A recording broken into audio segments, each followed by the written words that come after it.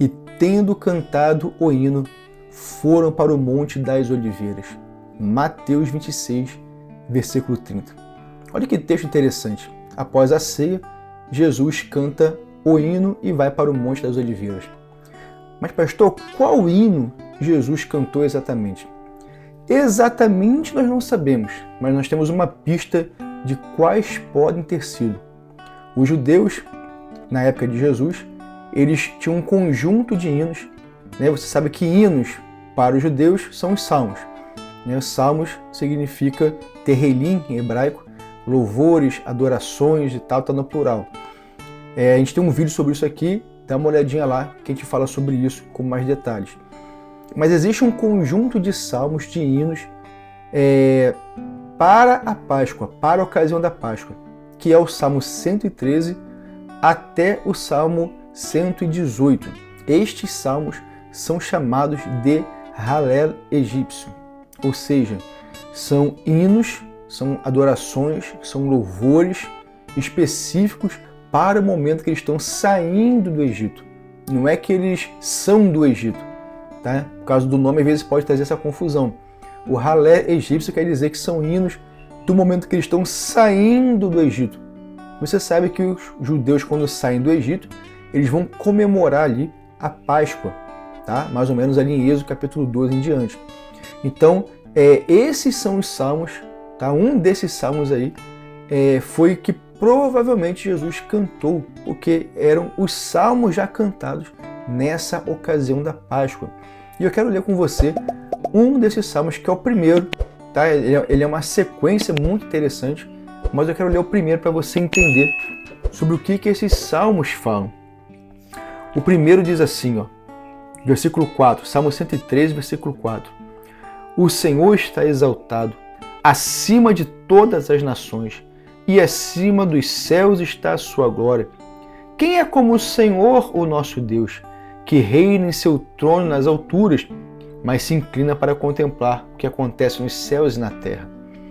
O primeiro salmo já é interessante, né? O primeiro desse conjunto do Halel egípcio já é interessante, porque ele vai mostrar que Deus não está limitado a uma arca, que Deus não está limitado a uma região geográfica, que Deus não está limitado ao tabernáculo ou ao templo, nem à terra e nem ao céu.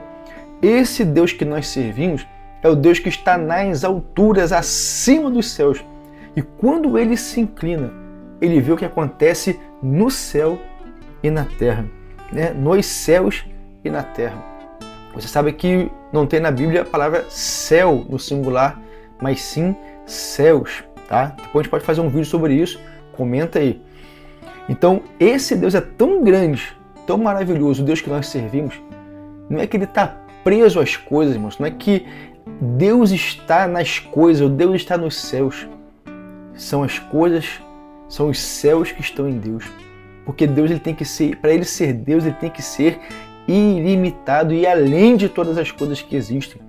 As coisas que existem precisam estar nele e não ele na criação, não ele nas coisas que existem. Olha a grandeza desse Deus que nós servimos, irmãos. Como que ele é maravilhoso, ele vai além.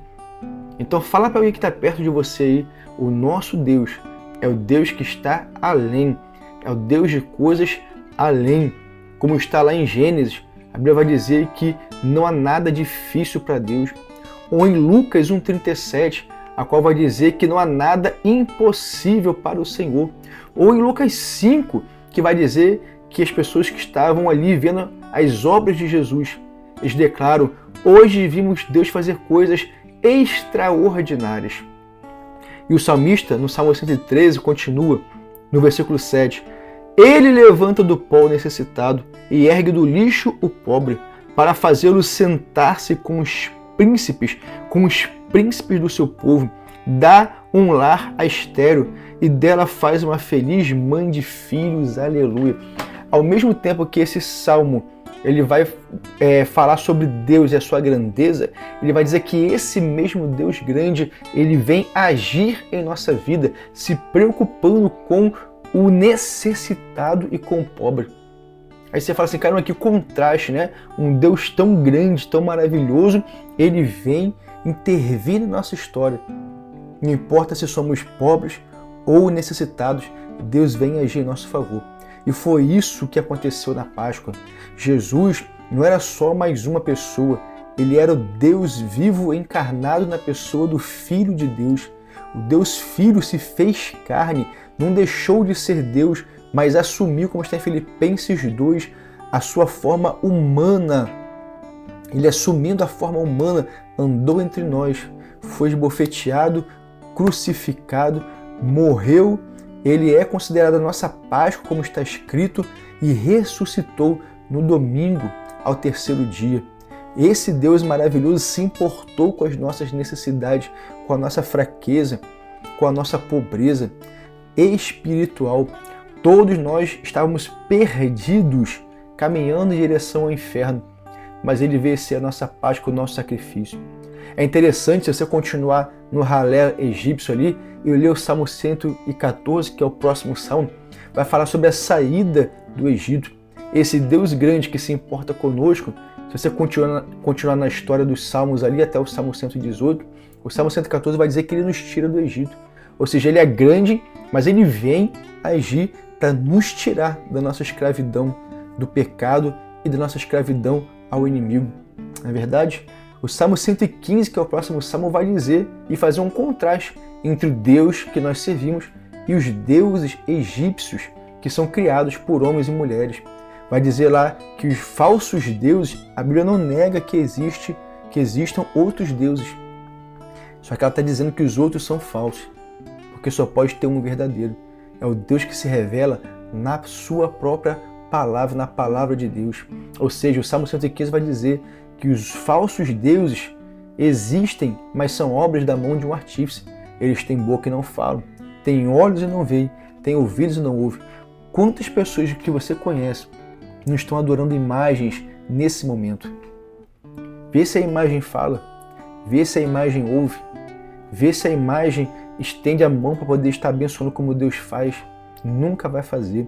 Por isso o salmista no Salmo 115 vai dizer: tornem-se semelhantes a eles todos os que os fazem e os adoram.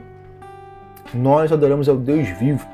E assim vai. Então, um desses salmos foi o hino que Jesus cantou. Porque na Páscoa judaica, até hoje, são um desses salmos do ralé egípcio que são cantados no momento em que a Páscoa está sendo comemorada. A nossa verdadeira Páscoa, como diz a Bíblia, não é o ovo da Páscoa, não é o coelhinho, é o nosso Cristo que por nós morreu na cruz e ressuscitou para nos dar vida e vida e abundância, vida eterna no céu com Ele. Deus abençoe sua vida, feliz Páscoa e até o próximo conteúdo.